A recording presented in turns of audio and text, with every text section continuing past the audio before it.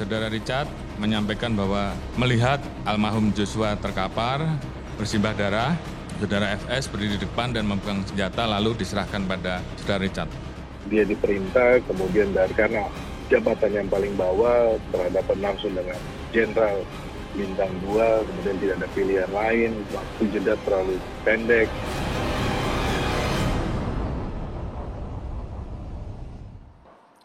Selamat malam pemirsa, saya Dwi Anggia kembali hadir ke hadapan Anda di Dua Sisi. Pemirsa, tentu saja Anda masih terus mengikuti bagaimana perkembangan kasus dugaan pembunuhan berencana terhadap Brigadir Yosua yang dilakukan oleh tersangka Ferdi Sambo. Nah, kita tahu pada beberapa hari yang lalu rekonstruksi pembunuhan terhadap Brigadir Yosua sudah dilakukan.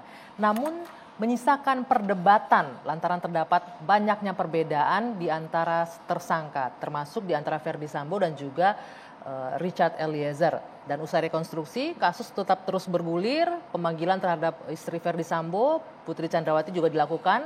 Walaupun kemarin sudah dilakukan konfrontir dan kehadiran Putri di Mabes Polri juga tidak sempat tertangkap oleh kamera wartawan ya. Dan 2 kali diperiksa, Putri Chandrawati tidak ditahan. Apakah dengan alasan kemanusiaan, adakah perlakuan istimewa untuk hal ini? Ini akan menjadi bahan diskusi kita. Dan yang terbaru tadi sore, Komnas HAM sudah menyerahkan hasil investigasinya ke pihak kepolisian dengan menekankan bahwa tetap ada dugaan pelecehan seksual dalam kasus pembunuhan Brigadir Yosua. Apa sesungguhnya yang terjadi? Kami masih akan bahas lebih dalam di Dua Sisi malam hari ini.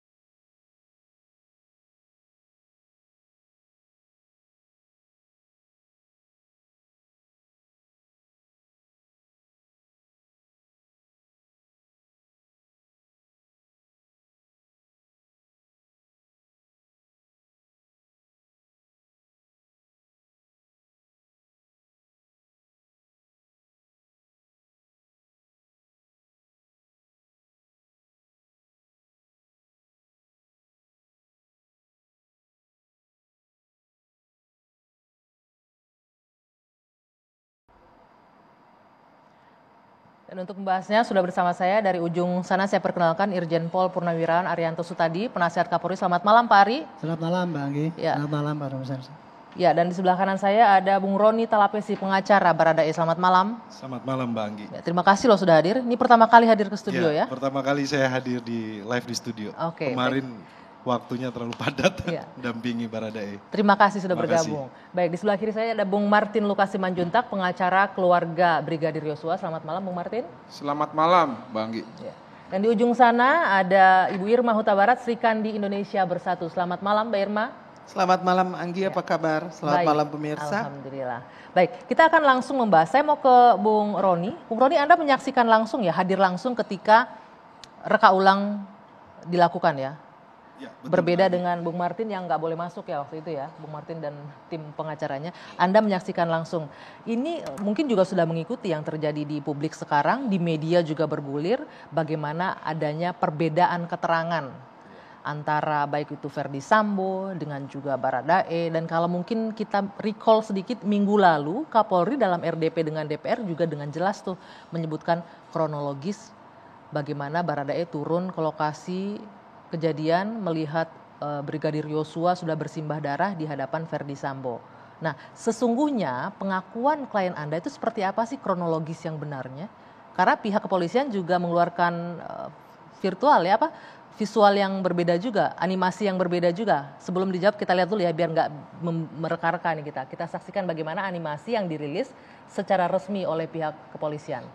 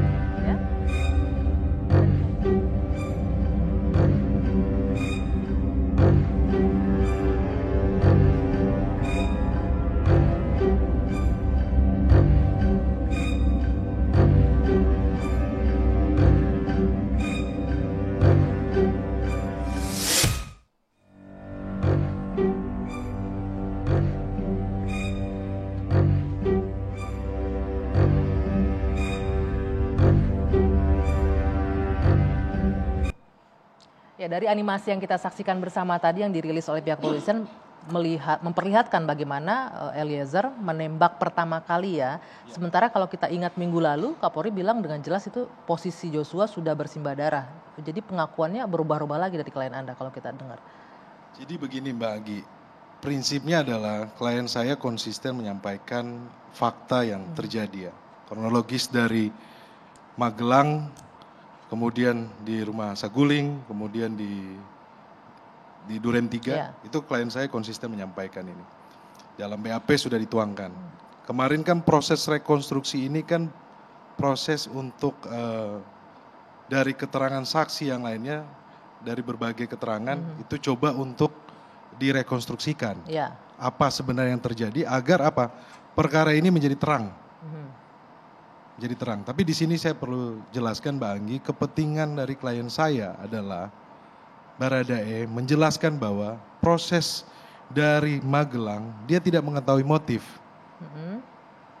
Dia tidak mengetahui motif, kemudian sampai di TKP yang di Duren 3 juga pun itu karena berdasarkan perintah. Masih tidak tahu motifnya juga. Tidak tahu motif. Tapi sudah tahu bahwa disuruh untuk membunuh di situ. Nah, kalau kita lihat di sini kan ancamannya kan pembunuhan berencana 340 atau 338. Di situ sudah sangat jelas dengan sengaja. Nah, kepentingan dari kami penasihat hukum adalah pembelaan ini. Dengan sengaja ini berarti kan dia mengetahui atau dia menghendaki. Tetapi yang analisa saya setelah saya mendampingi klien saya melihat bahwa memang klien saya tidak terlibat dalam perencanaan pembunuhan ini. Tidak terlibat dalam perencanaannya, tapi sebagai eksekutor terlibat. Karena ada perintah.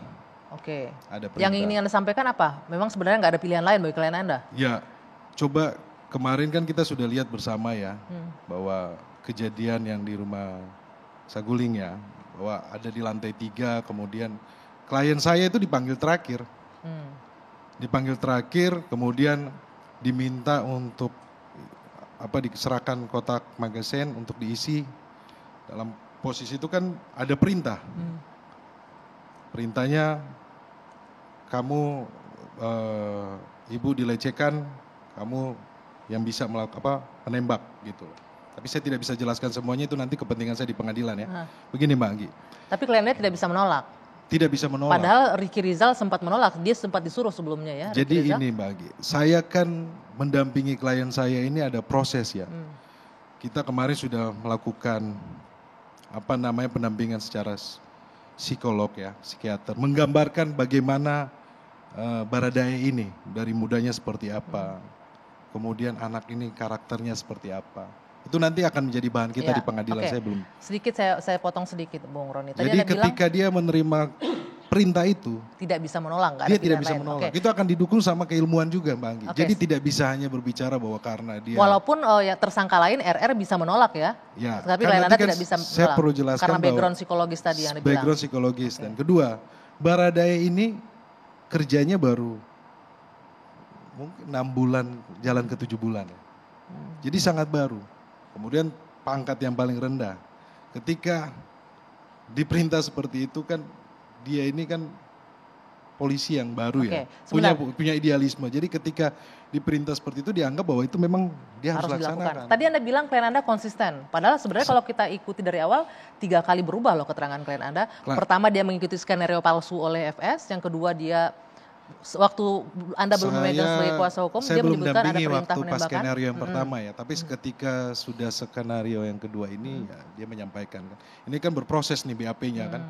Jadi teman-teman biar tahu bahwa proses pemeriksaan ini tidak bisa hanya, ini kan proses pemeriksaannya panjang Bang. Iya, artinya nggak pas juga kalau dibilang konsisten ya, karena itu ada 3 kali perubahan. Tapi untuk BAP yang terakhir bisa dijamin. Saya perlu sampaikan bahwa klien saya konsisten. Jadi supaya jangan jadi ini ya, Mbak Anggi please. Maksudnya supaya tidak menjadi persepsi yang memberatkan klien saya perlu sampaikan bahwa klien saya konsisten.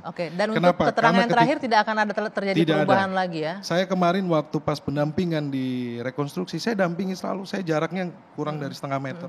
Bisa nggak Bung Roni Anda gambarkan bagaimana sih, kan kelihatan ya bagaimana kondisi psikologis seseorang. Untuk Eliezer sendiri terlihat seperti apa ketika masuki ke rumah itu, ke rumah TKP pembunuhan yang ia lakukan, bagaimana dia kembali melakukan reka adegan itu. Ya Mbak Anggi, suasananya seperti tentunya apa? Kan kalau kita lihat kan ini suasana yang sulit ya, tidak gampang ya. Ini orang Richard Baradae ini sampaikan ke saya, Bang ini orang yang setiap hari saya ketemu. Saya tidak ada masalah. Saya panggil abang. Tidak ada. Jadi kalau di situasi itu memang situasi yang sulit. Jadi kemarin pas saya dampingi Baradae ini memang saya lihat bahwa ketika masuk di Duren 3 itu ada trauma. Oke, sebentar. Saya ingin menghadirkan pernyataan ini ya. Boleh kita hadirkan, ini LPSK menyampaikan informasi bahwa Baradae jengkel, 4 tersangka lain kompak berikan kesaksian berbeda saat rekonstruksi pembunuhan Brigadir J. Anda juga menangkap itu ketika melihat Richard di TKP? Iya. Dia sempat meluapkan emosinya ya, bahwa kok berbeda Bang. Karena sampai saya bilang, Chat, ini momentum kamu untuk menyampaikan yang, karena ini semua melihat gitu loh. Di sini ada JPU, kemudian ada Kompolnas Pak, kemudian dari PSK, Komnas HAM, dari Kemenko Polhukam. Kamu tunjukin. Klien Anda sempat menyebutkan nggak apa yang berbedanya itu apa? Ya, beda Bang. yang kemarin yang mengenai peran pengganti itu ya, Mbak Anggi. Karena kan keterangan klien saya seperti ini, tetapi kemudian FS punya versi sendiri. Yang lain. Jadi sebenarnya bukan klien saya yang mau minta peran pengganti, karena dari sehari sebelumnya saya sudah yakinkan bahwa tolong kamu yang ini, kamu tunjukin, jangan ragu. Dari pihak kamu FS yang minta peran pengganti. Kamu yakin dan kamu satu-satu itu kamu ini fokus gitu. Artinya pihak FS tidak mau bertemu langsung dengan Richard Eliezer begitu ya? Ketika dalam reka ulang, pihak Ferdy Sambo yang tidak mau berhadapan dengan Richard Eliezer? Saya tidak tahu ya, Mbak Anggi. Saya tidak tahu, tapi sebelumnya saya sudah sampaikan di media bahwa klien saya siap. Karena ini adalah momentum klien saya untuk menyampaikan fakta, sehingga ini menjadi bahan untuk kita di pengadilan. Jadi semoga ini hakim juga akan melihat bahwa dia sebagai whistleblower, dia sebagai GC, dia menyampaikan sebenarnya. Kalau tidak ada Baradae ini, tidak bisa terbuka nih. Ini kita, ini ya. Oke, sebentar. Boleh kita sama-sama memperhatikan ke layar ya. Ini ketika, ini versi Baradae ya Bung Roni ya, kalau kita lihat. Betul. Ya. Dia menembak, itu diperintahkan untuk menembak oleh Sambo, Ferdy Sambo. Yang berbaju hitam ya, diperankan karena tidak bertemu langsung. Oke, inilah letak perbedaan keterangan antara tersangka Richard dengan tersangka Ferdy Sambo. Pak Ari, kalau kita melihat reka ulang kemarin ada banyak perbedaan, tidak hanya di reka ulang. Tadi visual yang disampaikan, animasi yang disampaikan oleh pihak kepolisian juga berbeda dari pernyataan Kapolri Rabu lalu. Tapi Pak Ari ditahan dulu sebentar, saya ingin untuk sedikit ini dulu. Bagaimana kemudian nanti penanganan kasusnya ketika terjadi perbedaan keterangan dan lain-lain ini? Kita lanjutkan nanti Pak Ari ya. Kita jeda dulu sejenak, Dua Sisi kembali sesaat lagi.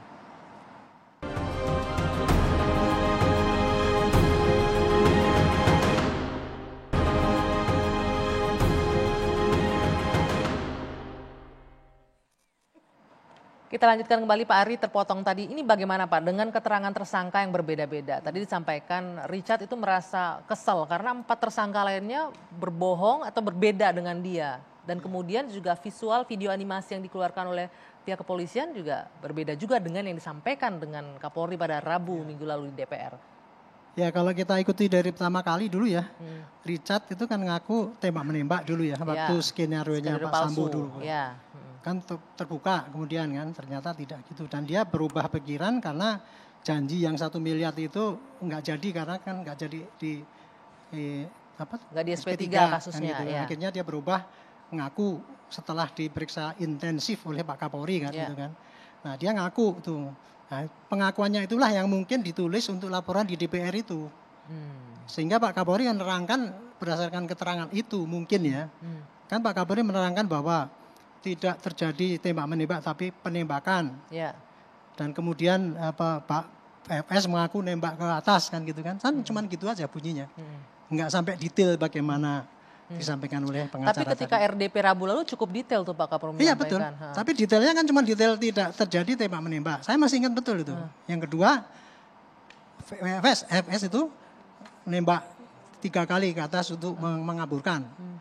Jadi itu sangat detail waktu itu menurut. Dan termasuk ini Pak Ari bahwa Eliezer turun ke bawah melihat ya, Joshua betul. sudah terkapar Waktu itu bersimbah darah dikatakan pada di hadapan FS. itu kan turun melihat itu bersimbah darah. Ya. Itu pasti keterangan yang diterima waktu itu ya. Oh, jadi Dan ada ini kemungkinan mungkin perubahan lagi ada keterangan. perubahan lagi setelah di pengacara ini ada perubahan lagi. Kan habis itu kan masih pengacara Pak Dolipa atau siapa itu ya? Ya. Habis itu tergambar Pak itu kan. Ada berubah-ubah gitu. Waktu Tapi di pengacara Diolipa juga masih berbeda tuh bahwa Iya. dia menembak atas perintah Sambo. Itu Diolipa nggak baca BAP berarti, itu kan masih proses. itu Gunakan mic-nya Mas. Menurut saya itu yang disampaikan itu tidak benar. Jadi kan mungkin tidak mendampingi secara full ya, tidak mempelajari, tidak membaca secara cermat. Jadi menurut saya keterangan-keterangan begitu itu tidak benar. Jadi itu hanya mencari apa yang membuat kontradiktif aja gitu. Keterangan Diolipa tidak benar menurut Anda? Iya, itu tidak benar. keterangan Karena Diolipa itu kan berubah. berbeda dulu. Waktu Berbeda. cerita saya di sana kan Ya. katanya kan kejadian di Magelang itu ya. Itu Barada itu turun sampai situ nggak boleh naik oleh si Kuat. Ya. Tapi itu sudah turun Yosua-nya gitu. Waktu itu kan saya pikir kan yang ketahuan, waktu itu ceritanya yang ketahuan kan si Yosua. Tapi kemarin kan beda kan. Ya, ini Bahwa yang membingungkan. berbuat si Betul, ini yang Jadi- Kuat kembali. kan itu berbeda lagi kan gitu. Jadi Nah. dari itu aja udah berbeda. Nah Pak apalagi- Ari, nanti penyidik tuh bekerja bagaimana dengan banyaknya keterangan berbeda dan tersangka juga masing-masing dengan keterangannya masing-masing. Ya, dia pasti semaksimal yang bisa dia record daripada pengakuan-pengakuan itu ya. Apabila terjadi ketidaksinkronan itu nanti kan akan berbicara di pengadilan. Bu. Tapi ketidaksinkronan itu kan cuma beda setipis. Artinya tidak sampai jauh banget lah itu antara seperti tadi Pak Sambo mengaku tidak pernah nembak, tapi menurut Baradae pernah nembak. Ya. Kan itu nanti tinggal hakim aja mencari bagaimana menggali yang betul yang mana gitu, dikonfrontir nanti situ. Nah kalau kemarin itu polisi tidak bisa mengonfrontir dan memaksakan yang terjadi pasti bagaimana. Ya semaksimal yang ada begitulah gitu. Dan JPU pun juga melihat. Nanti dari situ kalau kira-kira ini sudah memenuhi syarat untuk jadi bahan dakwaan. Bukan ya, pasti maaf jadi. Pak Ari, ini kita butuh sedikit pencerahan. Apakah bukankah sebelum reka ulang itu harusnya BAP ini sudah dikonfrontir sehingga tidak ada lagi dispute nih perbedaan-perbedaan dari antar tersangka. Begini, Mbak Anggi. Kalau sudah maksimal dikonfrontir tetap nggak bisa ya sudah itu maksimal yang dikerjakan gitu. Oke. Kita nggak bisa memaksakan harus sama persis Oke. tuh ya karena ingatan orang juga beda-beda ya. Dan masing-masing kan menyampaikan itu kan untuk supaya dirinya ringan daripada sangkaan itu. Sehingga pasti orang ada potensi untuk berbohong gitu. Jadi masih ada potensi untuk berbohong Iya. di sini ya. Sepanjang Oke. masih sinkron ya itulah hasil yang Oke. terakhir gitu. Bung Martin, Mbak Irma, ini Bung Martin saya minta ke Anda, bagaimana ini bahwa ini yang cukup menjadi perbedaan adalah ketika Sambo tidak mengakui menembak dari belakang ya klien Anda dan juga berbeda dengan Richard Eliezer. Kalau Anda melihatnya seperti apa nih dengan perbedaan keterangan ini? Ya, makasih Mbak Anggi. Jadi ketika seorang pembohong ya mencoba untuk berkata benar, hanya orang bodoh lah yang percaya dengan perkataan pembohong tersebut. Lalu mengenai keterangan, saya pikir apa yang dikatakan Eliezer itu adalah kebenaran. Saya justru curiga bahwa ada narasi ataupun keterangan yang disampaikan bahwa Ricky Rizal itu tidak mau menembak.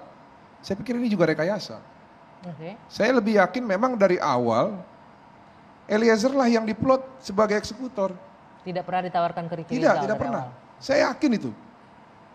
Karena dia anak baru, anak kemarin sore, anak polos, ya anak baik-baik, memang dia yang mau disalahkan. Makanya kemarin itu kami ikut rekonstruksi sebenarnya. Kami juga mau profiling dan mencoba untuk mendekati para tersangka ini agar mereka berkata jujur. Karena dalam posisi seperti ini tidak ada yang bisa menyelamatkan mereka selain berkata jujur. Tapi kalau Buat apa kita selamatkan orang jahat, perusak moral bangsa, perusak hukum, membuat seolah seakan-akan seluruh rakyat Indonesia ini bodoh. Buat apa kita bela orang seperti itu? Oke, baik. Dan juga yang terlihat pada saat reka ulang kemarin adalah, saya mau ke Mbak Irma nih, ke Bung Martin sebentar. Pada saat rekonstruksi itu Mbak Irma, kalau kita menyaksikan mungkin bisa ditampilkan kembali bagaimana banyaknya foto-foto yang menangkap atau gambar-gambar momen-momen antara Sambo dengan Putri Chandrawati. Boleh kita saksikan dulu sebentar ya bersama ya. Di sini ini juga menjadi perbincangan publik nih Mbak Irma. Kalau Anda melihatnya bagaimana ya? Apakah ini apa yang Anda tangkap dari gambar-gambar yang berbicara di tengah upaya apa rekonstruksi ini, reka ulang ini, kita lihat.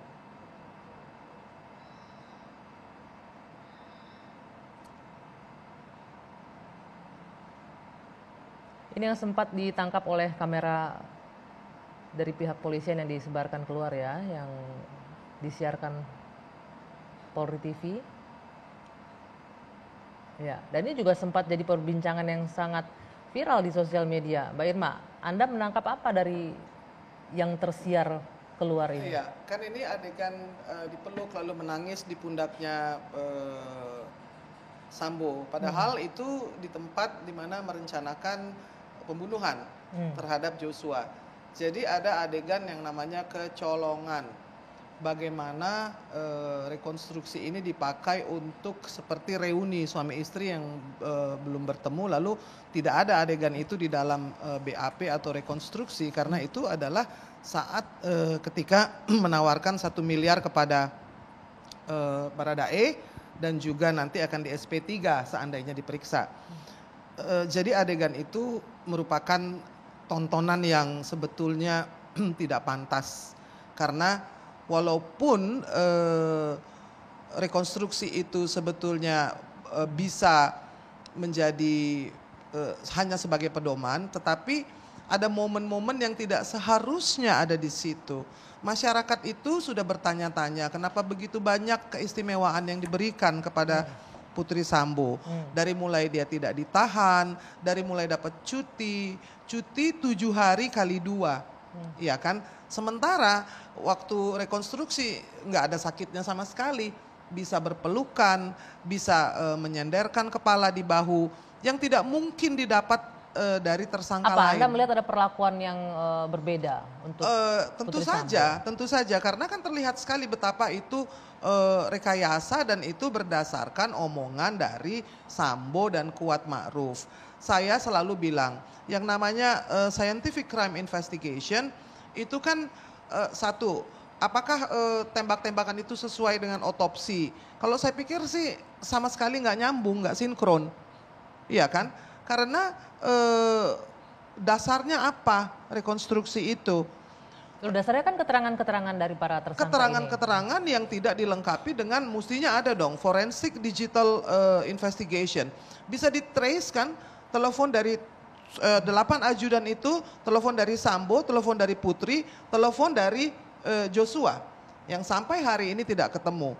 Seandainya HP-nya tidak ketemu, provider bisa menyediakan isi pembicaraan itu karena itu penting. Oke, sebentar.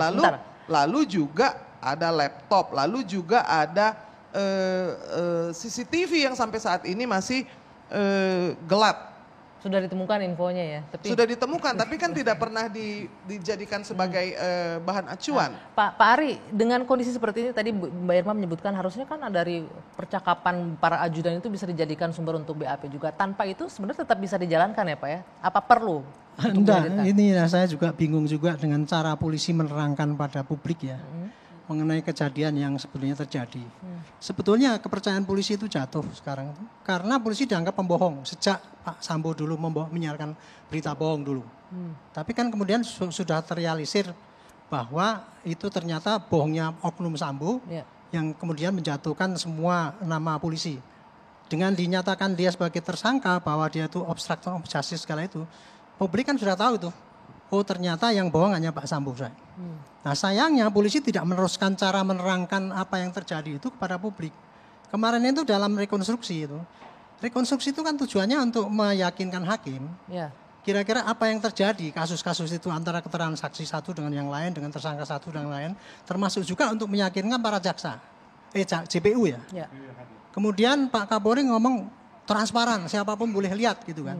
Tapi tiba-tiba kemudian kuasa hukum keluarga tidak bisa hadir. Bukan kuasa hukum saja, publik di rumah pun tidak bisa menangkap dengan jelas karena audionya dari nggak ada. Pagi sampai sore itu melihat itu, nggak ngerti apa yang diperagakan di situ. Betul. Kenapa? Tapi ada juga dia bikin animasi. Itu kan jadi ambigius ya menurut saya. Kalau memang tadinya itu mau menjelaskan yang jelas, dikasih penjelasan. Ini TKP 1 di Magelang. Yang terjadi sekarang adalah saksi ini lagi tersangka ini lagi begini betul dan ini sebagainya. Pak Ari, ini saya mau tanyakan sebagai mantan orang yang pernah berada di institusi Polri, Irjen, Purnawirawan, ini ketika reka ulang dilakukan, apakah memang harus terbuka ini lengkap dengan audio sehingga publik di luar bisa memahami? Kalau ini tujuannya gimana? Malah membuat persepsi berbeda-beda dari orang menangkap gambar ini? Biasanya itu tertutup biasanya. Oke. Tapi kemarin Pak Kapolri untuk membuktikan bahwa dia itu fair trial lah istilahnya Komnas HAM itu ya. Oke, silakan lihat gitu. Nah, kemudian Komnas HAM datang situ kan. Kompolnas datang itu untuk membuktikan bahwa apa yang dilakukan gini ini bukan rekayasa lagi gitu. Untuk begitu loh sebetulnya. Oke. Pak Kapolri sudah berbuat baik itu, memberikan transparansi. Cuman sayangnya cara penayangannya itu tidak sinkron gitu loh. Pelaksananya ini ya tidak sinkron dengan arahan Pak Kapolri kan gitu. Karena yang mestinya terjadi, ada jelaskan dong, walaupun tidak semuanya yang rahasia itu boleh ditutup, tapi secara umum begini tuh caranya. Jadi orang nggak berandai-andai, wah ini karena yang terjadi sekarang kan gitu. Setiap media mempersepsikan berbeda-beda Ya, dari gambar yang mereka tangkap. Ini sebenarnya rugi bagi polisi karena dia tidak bisa memberikan cara penjelasan yang baik kepada rakyatnya, kira-kira itu. Anda ingin menanggapi? Ya, dengan segala hormat Pak Dito, saya tidak sependapat dalam hal ini. Ya Pak Ari mengenai transparansi. Kenapa saya bilang tidak sepakat? Karena perwakilan dari keluarga korban yang juga adalah kuasa hukum itu tidak diikutsertakan. Itu yang pertama. Lalu yang kedua, ketika ada sebuah... Justru saya itu Pak, saya menyatakan gini kan Pak Kapolri maunya transparan. Kan, gitu. Ternyata eksekusinya di lapangan pelaksananya kayak gitu. Jadi Bapak jangan nggak sependapat dengan saya itu sependapat bahwa kemarin itu transparan, tapi pelaksanaannya kurang. Ya. Gitu loh, izinkan saya dulu lanjutkan gitu. ya. Karena setiap ada kesalahan dari anak buah itu ada yang namanya vicarious liability. Berarti yang di atas itu juga salah juga secara tidak langsung. Bukan strict liability. Saya lanjutkan. Yang kedua, video animasi itu atas rekomendasi siapa di publikasi. Dengan narasi seperti itu dan tidak dijelaskan bahwa sumber ini adalah kompilasi dari keterangan siapa. Ini ada dugaan akhirnya ini seperti mau mengarahkan persepsi masyarakat. Walaupun ada satu poin di situ yang saya setuju bahwa terkonfirmasi lah si FS ini ikut menembak. Ya, tapi kan kita tidak tahu. Jadi terkesan Eliezer ini itu versi Eliezer gitu. Padahal kita tidak tahu, bisa saja itu versi kompilasi yang mungkin ada bagian per bagian yang tidak disetujui oleh Eliezer. Karena saat ini opini publik hanya mempercayai dari 5 orang tersangka ini terhadap Eliezer. Yang 4 lagi sorry itu saya aja, nggak ada yang percaya. Karena apa? Karena historinya mereka adalah sebagai pembohong. Nah inilah maksud saya, ketika kita ingin memperbaiki secara Polri, saya pun setuju. Ada Gium dari Romawi, dari Platus, dia mengatakan bahwa homo lupus, ngeri. Manusia itu serigala bagi sesama manusia. Harus ada sistem hukum, harus ada penegak hukum. Kita butuh Polri yang humanis, kita butuh Polri yang pelindung. Nah bagaimana caranya kita kembalikan citra Polri ke tempat semula yang lebih baik. Yang saya tangkap paling tidak ini tidak akan bisa terjadi kalau anak buahnya membangkang perintah atasan. Enggak, paling tidak yang saya tangkap adalah Kapolri sudah mencoba upaya itu ya Pak Arya dengan menghadirkan reka ulang secara terbuka untuk publik. Ingin memperbaiki citranya itu dengan cara transparansi. Ini loh saya udah benar ya kerjaannya itu ya. Diawasi Komnas HAM. Cuman pelaksanaannya itu tidak mulus seperti yang beliau perintahkan kan gitu kan. Apa ada kemungkinan celah-celah. kira-kira memang disengaja atau memang ada gangguan teknis? Sampai sekarang saya tidak tahu Bu. Saya tidak tahu ya? Apakah ini memang kekeliruan atau memang by design, saya nggak ngerti karena kenyataannya kayak gitu kan. Padahal kita menyarankan ya polisi terbukalah yang baik memberikan penjelasan pada rakyat kan gitu. Itu yang kita harapkan gitu Mas. Saya mau menambahkan ini sudah hampir 2 bulan ya kan. Jadi kebingungan dan juga kekaburan dari konstruksi ini menjadi masalah karena udah hampir 2 bulan loh Anggi. Kalau dari awal mula Putri dan Ferdi itu berbohong dengan memberikan laporan palsu yang juga sama narasinya, lalu kemudian sekarang diulangi, maka saya pikir rekonstruksi itu paling tidak menunjukkan bahwa dia merencanakan itu dan dia ikut menembak, ya kan? Yang menjadi masalah sekarang adalah bukti-bukti forensik digital yang sama sekali tidak ditemukan. Saya pikir sungguh aneh. Kepolisian Republik Indonesia tidak bisa menemukan 4 buah HP dari Joshua, lalu laptop dari Joshua, rekening koran dan ATM-nya. Pada waktu di animasi itu Joshua sedang menelepon. Kenapa bisa tiba-tiba teleponnya raib?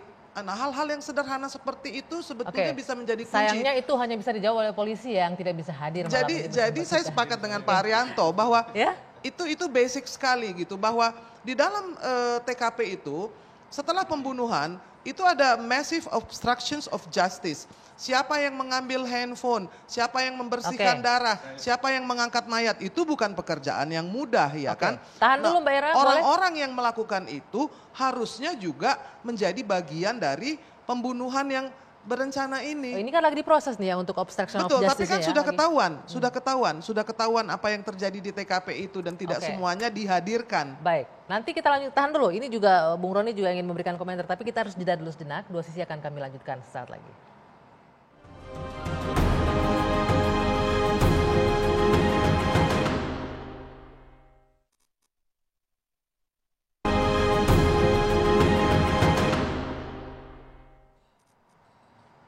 Ya, kita lanjutkan kembali perbincangan. Saya ingin ke Bung Roni. Apa yang ingin Anda sampaikan tadi Bung Roni terputus? Iya Mbak Anggi, kan saya hadir dalam proses rekonstruksi kemarin ya. Mungkin ini bukan saya dalam arti apa yang disampaikan oleh Bapak-Bapak. Tapi begini loh, saya lihat prosesnya memang berjalan sesuai. Kemudian terjadi bantahan dari pihak FS. Mungkin saya pikir itu hak ingkarnya dia kan. Tapi kita harus ingat di sini bahwa alat bukti itu kan tidak hanya keterangan saksi. Itu 4 saksi yang ngomong itu dihitung satu baru ya keterangan. Kan ada 1000 yang ngomong juga tetap satu. Kan ada namanya ahli, lain, kemudian petunjuk. Nah itu kan nanti kita akan kupas di pengadilan ya, jadi bahan pembelaan buat kami. Itu yang pertama. Yang kedua saya coba untuk menyampaikan kepada publik mengenai mens rea dari klien saya ini ya. Bahwa setelah saya mendampingi niatnya ini ya, apa ya? Saya melihat bahwa faktanya memang klien saya tidak punya niat, mens rea. Actus reusnya, perbuatannya dia itu tidak ada niat. Ini harus sebenarnya kan mens rea dan actus reusnya harus ada kesinambungan ya. Bahwa perbuatannya dia itu tidak ada niat karena apa? Karena dia berdasarkan perintah.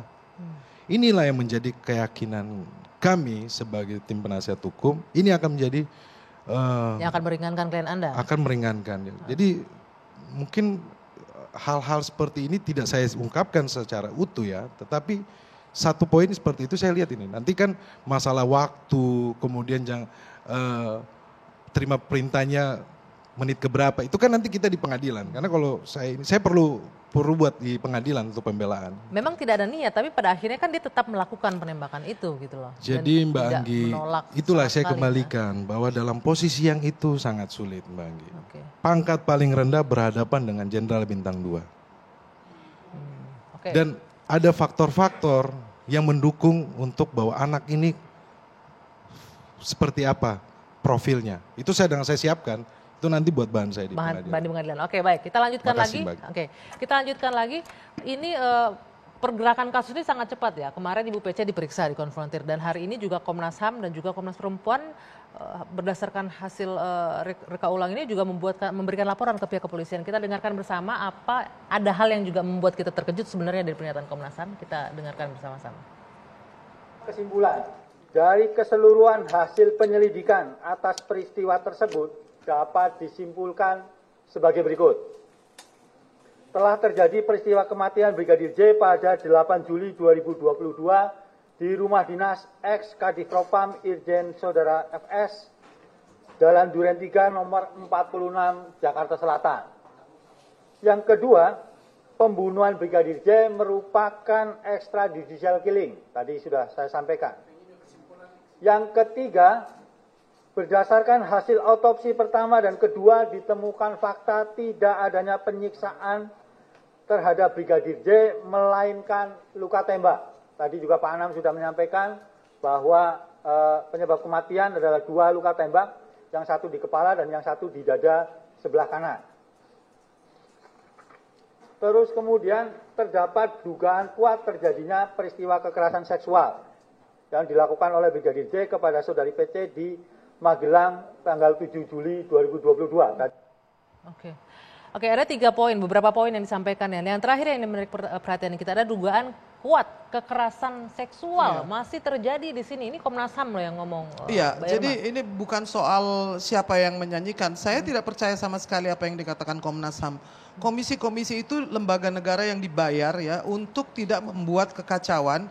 Karena yang namanya kekerasan seksual itu harus ada visum et repertum. Kalau ada kekerasan seksual maka akan ada luka-luka, akan ada sesuatu yang terjadi pada badannya yang harus diadukan pada saat itu juga. Jika kejadiannya di Magelang maka itu harusnya sudah selesai di Magelang. Kita tidak boleh lupa bahwa dari awal yang namanya Ferdi dan Putri ini memberikan laporan palsu. Jadi apa yang akan kita harapkan dari seorang pembohong? Kalau komisi di seluruh dunia pun kemudian mengangkat lagu yang memang sudah sumbang, saya cuma ingin mengingatkan bahwa ini orang yang sudah mati, yang tidak bisa membela diri, dan ada orang tuanya yang tahu persis bahwa anaknya itu adalah anak yang baik, anak yang sopan, anak yang menganggap Putri itu sebagai ibunya sendiri.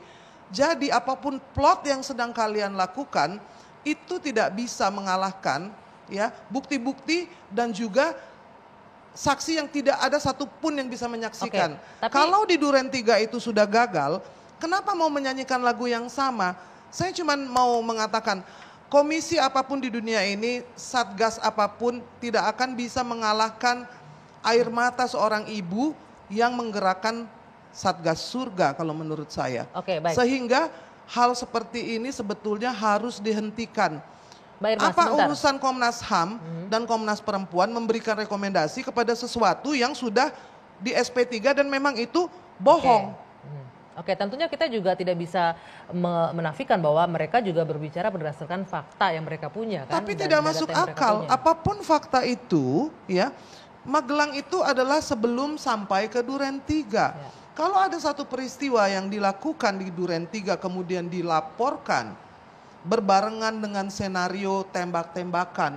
Lalu ada senario bagaimana Joshua menaruh pistol ke Putri. Itu kan semua senario yang dicoba. Saya bicara dengan Mas Kikik di sini, dia bilang, oh senarionya banyak kok yang dibuat oleh penasihat Kapolri. Ada A, B, C, D. Kenapa? Karena namanya Korlap Fahmi Alamsyah yang sampai hari ini tidak pernah disebut namanya.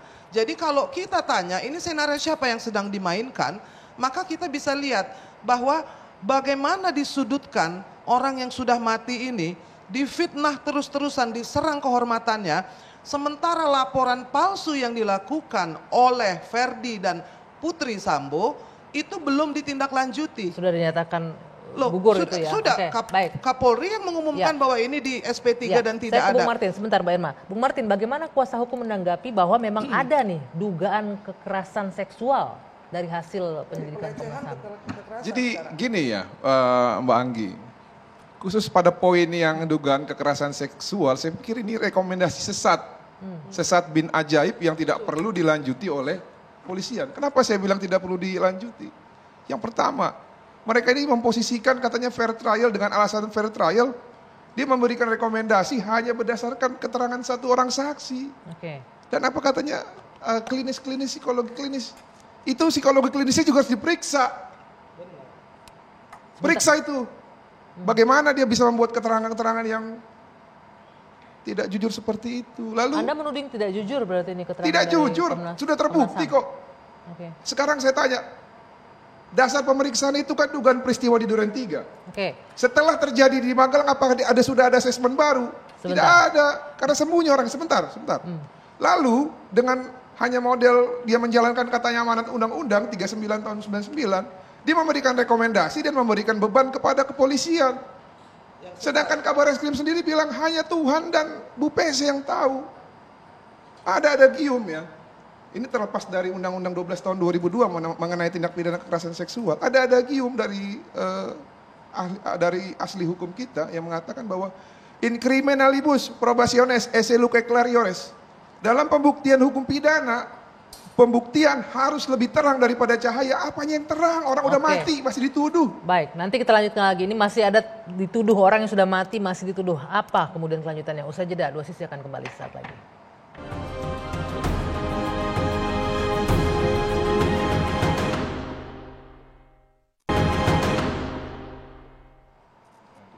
Ya, Pak Ari, menanggapi tadi rekomendasi dari Komnas HAM untuk pihak kepolisian, apa yang harus dilakukan, respon seperti apa nih Pak harusnya Polri melihat ini? Nomor satu, saya ingin menilai ya bahwa rekomendasi yang disampaikan oleh Komnas itu adalah Komnas HAM. Komnas HAM itu adalah bukan fungsi dari Komnas HAM. Oke. Setahu saya Komnas HAM itu fungsinya adalah mengawasi bagaimana pelaksanaan HAM di Indonesia. Sehingga kalau dia itu mencurigai ada suatu pelanggaran HAM, dia pasti akan meneliti itu, melihat. Tapi begitu sudah tahu bahwa kenyataan terjadi adalah pidana biasa, tidak ada pelanggaran HAM ya gitu, apalagi HAM berat, ya sudah dia selesai gitu aja.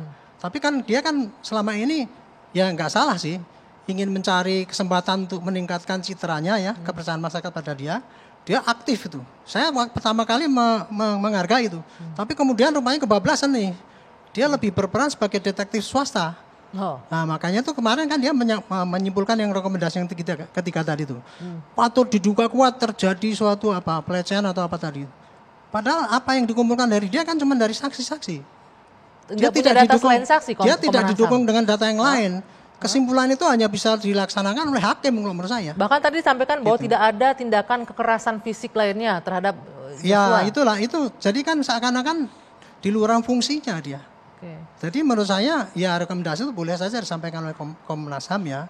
Tapi polisi saya pikir tidak akan memperhatikan itu. Gitu.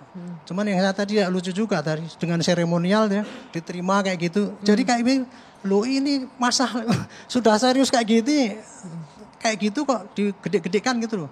Bukan penjelasan pada masyarakat ya bahwa ini sebetulnya rekomendasi ini tidak tepat gitu ya. Tapi kan jadi memperkeruh proses penyidikan yang sedang jadi berlangsung menambah sekarang. bingung rakyat kan yang lihat gitu kan. Jadi intinya nomor satu rekomendasi dari Komnas HAM ya.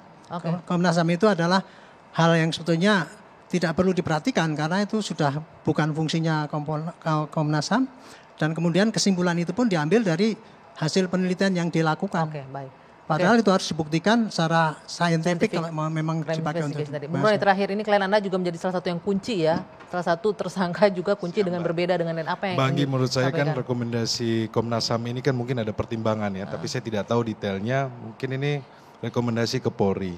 Mungkin biarlah nanti Polri dan penyidik yang akan menyampaikan kan seperti apa sebelum kita terlalu jauh. Enggak, pertanyaan saya terakhir, klien Anda termasuk satu saksi kunci tersangka juga yang kunci dalam kasus ini. Bagaimana ini akan mempertahankan pendapatnya yang berbeda dari 4 tersangka lainnya loh ini? Kan kita tetap konsisten, Mbak Anggi. Saya perlu sampaikan begitu, kita konsisten, Mbak. Nanti kan didukung dengan alat bukti yang lain. Kan cuma tidak hanya keterangan saksi. Dan Anda punya amunisi itu untuk di pengadilan Saya nanti? punya amunisi, Yang makanya akan memperkuat keterangan klien Anda? saya percaya diri, makanya saya dampingi. Karena saya bilang sama klien saya, Anda harus jujur sama saya, jadi saya bisa dampingi secara maksimal. Itu dari pertama saya sudah sampaikan. Jadi proses ini berjalan, kita lihat nanti di pengadilan seperti apa. Dan tidak akan berubah lagi keterangan dari klien Anda? Ini udah yang ketiga? Tidak, Mbak Anggi. Tidak akan Saya sudah 3 kali jawab. Makasih. Kita berharap semuanya, maaf sekali Bapak Ibu semuanya, waktu sudah habis, tidak ada lagi waktunya, saya sudah dipanggil dari tadi. Masih banyak amunisinya nih. Betul, tapi sayang sekali kita harus akhiri perbincangan malam hari ini. Kita akan sambung lagi pekan khususnya depan untuk nanti. tidak ditahannya Ibu PC. Karena saya banyak dapat laporan dan aduan dari ibu-ibu dan perempuan. Mereka komplain, mereka tidak setuju kalau PC itu tidak ditahan. Ada pertimbangan kemanusiaan tadi disampaikan Tidak oleh ada Irwasum. itu. Apakah PC memberikan ASI kepada anaknya? Bisa dibuktikan, saya punya jawabannya. Banyak yang komplain, jadi merasa tidak terwakilkan. Jadi gini loh. Jawabannya kita sambung pekan depan. Karena waktu sudah habis. Saya Dwi Anggia, saya harus akhiri 2 Sisi malam hari ini. Terima kasih pemirsa atas perhatian Anda. Selamat malam, sampai jumpa pekan depan. Benar jawabannya pekan depan.